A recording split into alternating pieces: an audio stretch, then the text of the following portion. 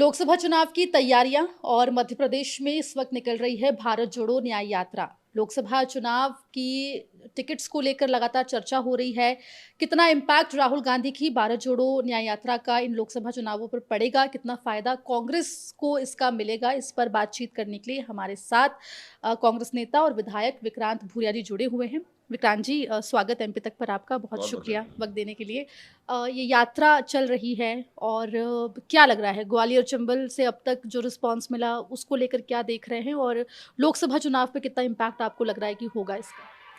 देखिए, ये यात्रा जिस तरह से शुरुआत हुई है और ग्वालियर चंबल एरिया हमेशा से माना जाता है कि एक मध्य प्रदेश की राजनीति में एक बहुत निर्णायक क्षेत्र रहता है। और जब राहुल जी यहाँ आए, एक ज़बरदस्त एनर्जी यूथ में मिली है, जनता में मिली है। और जो एक्सपेक्ट करा था कि शुरू में ऑब्वियसली कार्यकर्ताओं में एक मायूसी थी चुनाव हारने के बाद, पर जैसे ही राहुल जी आए उसके बाद ये मायूसी पूरी तरह से गायब हो गई और वापस से एक नया जो जोश का संचार हुआ है, उससे हमें लगता है कि ये जो चुनाव जो भाजपा समझ रही है कि बहुत आसानी से सारी सीटें जीत लेगी, पर बहुत ही चौंकाने वाले रिजल्ट आपको इस क्षेत्र में जहां जहां से राहुल जी जा रहे हैं देखने को मिलेंगे। और निश्चित तौर पर इस बार कांग्रेस जबरदस्त फाइट देते हुए अच्छी खासी लोकसभा सीट मध्य प्रदेश में जीतेगी। जी। इम्पैक्ट क्या रहेगा वो तो चुनाव के नतीजे बताएंगे, लेकिन बीजेपी ने अपनी सूची जारी कर दी है और 24 लोकसभा सीटों पर उम्मीदवारों के नामों की घोषणा भी हो गई है। विधानसभा चुनाव में भी ऐसा ही नजर आया था, बीजेपी ने सबसे पहले लिस्ट जारी की थी और उसका फायदा कहीं ना कहीं नतीजों में मिला। क्या लग रहा है कांग्रेस इस बार भी पीछे रह गई है? नहीं, मैं ये नहीं समझता। देखिए, राहुल जी की यात्रा के बाद जो अनाउंसमेंट्स होने हैं और जो सूचियाँ जारी होनी हैं, वो डेफ़िनेटली होंगी। 6 तारीख तक की राहुल जी की यात्रा है, उसके बाद मुझे नहीं लगता कि ज़्यादा समय लगेगा बाकी सूची जारी होने में। और जो-जो लोग मेन कैंडिडेट्स हैं, उनको अभी से एक हेड्स अप उनको बता दिया गया है कि आप तैयारियाँ शुरू कर दें और जैसे ही 6 तारीख के बाद ये यात्रा खत्म होती है और उसके बाद सूची जारी हो जाएगी। जी। विधानसभा चुनाव से पहले 2022 में भी यात्रा चली थी और मालवांचल को पूरा कवर किया था यात्रा ने, लेकिन मालवांचल पर उतना असर दिखा नहीं जब चुनावों के नतीजे आए। ग्वालियर चंबल से उम्मीदें कांग्रेस की है। विधानसभा चुनाव में परफॉर्म कांग्रेस ने कहीं ना कहीं ग्वालियर चंबल में किया है, तो यहाँ पर क्या लग रहा है आपको? देखिए, लोकसभा और विधानसभा चुनाव बहुत अलग रहते हैं, मुद्दे भी बहुत अलग होते हैं। और जिस तरह से जो उद्देश्य के साथ राहुल गांधी जी इस यात्रा में निकले हैं, उसका सीधा-सीधा है गरीबों को, युवाओं को, बेरोज़गारों को, महिलाओं को, किसानों को न्याय दिलवाना, श्रमिकों को न्याय दिलवाना। और ये उसी लड़ाई का एक हिस्सा है, जिस तरह से भारत जोड़ो यात्रा पूरे देश में निकली थी, ये यात्रा मणिपुर से लेकर मुंबई तक उस न्याय की दरकार में है। और हमें लगता है कि जिस तरह से जो अपेक्षाएँ हैं कि इस यात्रा से बहुत परिवर्तन, डेफ़िनेटली बहुत परिवर्तन आने वाला है। और ये कहना दोनों यात्राओं का जो समय था जब ये यात्राएँ निकली थी, वो बहुत अलग है। जब ये यात्रा निकल रही है, मैं मानता हूँ कि राहुल जी की भारत जोड़ो यात्रा से भी एक ज़बरदस्त जो बूस्ट मिलना था कार्यकर्ताओं के मोराल को, वो मिला था। और इस यात्रा से भी एक ज़बरदस्त नया ऊर्जा का संचार निश्चित तौर पर प्रदेश में हो रहा है। हुँ। अ, क्योंकि लोकसभा चुनाव अभी माफ़ कीजिएगा, विधानसभा चुनाव हाल ही में संपन्न हुए, कुछ ही महीने हुए हैं।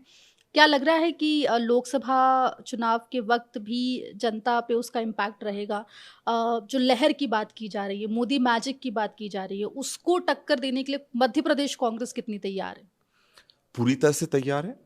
जीतू पटवारी जी के नेतृत्व में और सारे वरिष्ठ नेताओं के नेतृत्व में हम लोग पूरी ताकत से वापस से ज़मीन पर जुट गए हैं। हुँ। और जैसा कि मैंने बोला था कि शुरू में निश्चित तौर पर जो परिणाम आए थे उससे बहुत निराशा थी, हुँ। कार्यकर्ताओं में भी थी, नेताओं में भी थी। हुँ। पर जिस तरह से राहुल जी की यात्रा बहुत टाइमिंग बहुत ज़बरदस्त सही मैं मानता हूँ इससे, क्योंकि ये वो समय था कि एक बार कार्यकर्ताओं को वापस से अपने पैरों पर खड़ा कर कर क्षेत्र में जाने के लिए प्रोत्साहित करना था। हुँ। और ये जिस तरह का तैयारी अभी प्रदेश कांग्रेस की चल रही है, मैं मानता हूँ कि हम लोग वापस से बूथ पर काम करना शुरू कर दिया है। हुँ। और जो कैंडिडेट्स का सिलेक्शन है, क्योंकि सबसे इम्पोर्टेंट एक कोई भी इलेक्शन में होता है कि कैंडिडेट किसको आप चूज़ करते हैं। हुँ। और जैसे-जैसे आप देखेंगे कि राजनीति आजकल बहुत ज़्यादा क्षेत्र विशेष हो गई है, कैंडिडेट विशेष हो गई है। तो मैं समझता हूँ कि ये जो थोड़ा समय लग रहा है, वो उसी एक चिंतन का एक हिस्सा है और हम बिल्कुल तैयार हैं और इस बार बहुत अच्छे परिणाम मध्य प्रदेश में कांग्रेस के लिए आएंगे। जी। राहुल गांधी जो यात्रा निकाल रहे हैं और कांग्रेस जो लगातार अपने प्रचार में भी जातिगत जनगणना की मांग जो है वो उठाती हुई दिखाई दे रही है।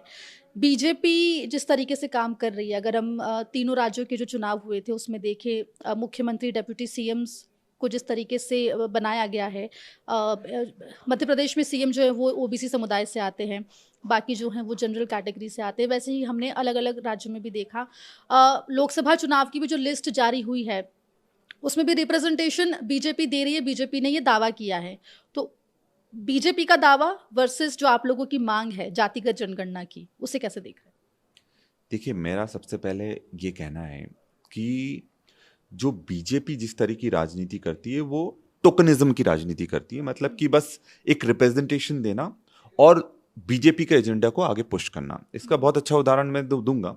आदिवासियों को लेकर, अधिकारों को लेकर बहुत लंबे समय से मतलब आवाज उठ रही थी। द्रौपदी मुर्मू जी को राष्ट्रपति बनाया जाता है। जब द्रौपदी मुर्मू को जब राष्ट्रपति बनाया जाता है तो कहीं भी जहां उनको सम्मान मिलना चाहिए ये सरकार बीजेपी नहीं दे पा रही। जब पार्लियामेंट का इनॉग्रेशन था द्रौपदी मुर्मू जी को नहीं बुलाया गया, राम मंदिर का था तब द्रौपदी मुर्मू जी को नहीं बुलाया गया।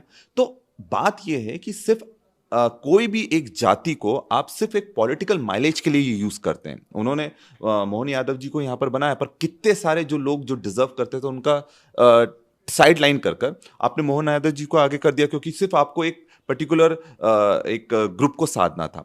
अब बात यहाँ पर आती है कि आपने जहाँ तक ये कास्ट सेंसस की बात करी है, देखिए कास्ट सेंसस का एक कारण क्या है, क्यों कास्ट सेंसस होना चाहिए? उसका सबसे बड़ा कारण ये है कि इस देश में हर वर्ग का व्यक्ति रहता है, सबको बराबर का हिस्सा मिलना चाहिए।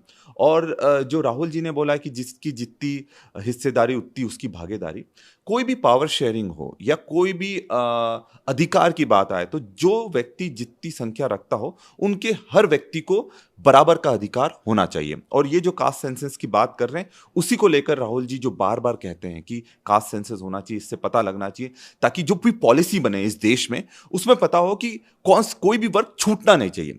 किसी वर्ग का हिस्सा मारने की बात नहीं है, पर कोई भी वर्ग छूट ना जाए, क्योंकि हमें उन पहले वर्गों की बात करनी है जो पीछे छूट जाता है। देखिए, माँ भी दूध उसी को बच्चे को पिलाती है कि जो रोता है और जिसको ज्यादा जरूरत होती है, तो और ध्यान भी उसी का ज्यादा रखती है जो ज्यादा कमजोर होता है। तो जो भारत माता है, जो ये देश है, तो इसका भी एक उद्देश्य होना चाहिए कि जो वर्ग कमजोर हैं उनको पहले एक मजबूत करने के लिए एक पहल होना चाहिए और कास्ट सेंसस ये उसमें बहुत अहम भूमिका निभा सकता है। जी। आपने बीच में जवाब में ये चीज़ कही थी कि विधानसभा इलेक्शंस के बाद कार्यकर्ता मायूस थे। हाल ही में मध्य प्रदेश और देश के कई दिग्गज नेता जो कांग्रेस के थे उन्होंने कांग्रेस का साथ छोड़ा, बीजेपी में शामिल हुए। मध्य प्रदेश में कार्यकर्ता तो हो ही रहे हैं, हर ज़िले के अध्यक्ष जो हैं वो जाते हुए दिखाई दे रहे हैं। जबलपुर के मेयर चले गए, पूर्व मुख्यमंत्री कमलनाथ के जाने की बातचीत हुई और काफ़ी लंबी बातचीत चली जिसके बाद उसका खंडन हुआ। कांग्रेस क्यों नहीं रोक पा रही है? देखिए, मेरा ये मानना है आइडियोलॉजी एक बहुत इंपॉर्टेंट हिस्सा होता है किसी भी एक पॉलिटिकल पार्टी को खड़ा करने में। कांग्रेस की आइडियोलॉजी रही है कि हमेशा गरीबों के लिए लड़ाई लड़ना और शोषित वर्गों के लिए लड़ाई लड़ना। बीजेपी अब इसको साम दाम दंड भेद, पैसा पुलिस प्रशासन से कुचलना चाहती है, ईडी सीबीआई से कुचलना चाहती है। और आप देखेंगे जा कौन रोक रहे हैं, जा वो लोग रहे या तो दाल में कुछ काला है या फिर उनके पास एक बहुत बड़ा एम्पायर, उनने पैसा अर्जित करा है जो वो चाहते नहीं वो खो दें, और उस धन को बचाने के लिए लोग वापस शिफ्ट हो रहे हैं। देखिए, आज भी कांग्रेस, आप ये भी देखिए कि कितने सारे लोग अभी भी कांग्रेस में टिके हुए हैं। इतने अगर निराशाजनक परिणाम आते हैं उसके बाद भी एक बहुत बड़ा तबका कांग्रेस के साथ खड़ा हुआ है। बेरोजगार कांग्रेस के साथ खड़े हैं, महिलाएं कांग्रेस के साथ खड़ी हुई हैं। वो इसलिए खड़े हुए हैं क्योंकि एक मजबूत विपक्ष इस देश के लिए, लोकतंत्र के लिए बहुत ज्यादा जरूरी है।